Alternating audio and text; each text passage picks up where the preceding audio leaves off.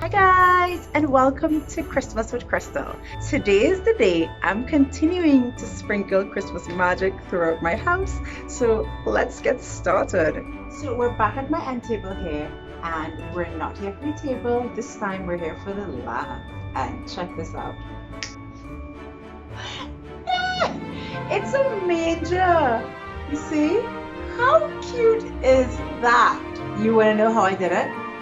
Print a manger, make sure I get a free clip art from Google, print a manger, and you're gonna install it on the underside where you can't see the light off, but when the light is on, it will illuminate. Great idea for you to try with any lamp for any reason. So you can stick a unicorn, anything on the inside, cupcakes, so you can spruce up any lamp this way. And we're on the other side, and three wise men. So cute. So we're in my little son's room, and he just loves it here. He spends all the time in the world, and we're just gonna.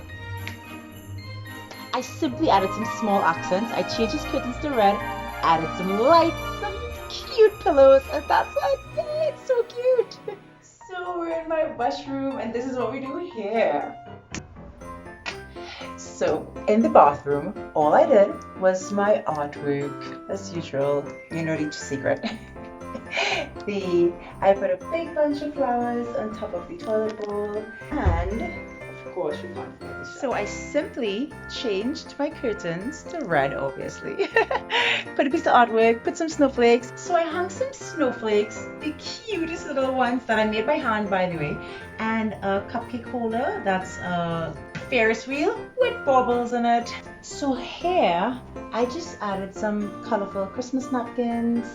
I added my little tiny miniature snowman and a really nice cupcake platter with some baubles in it for Christmas.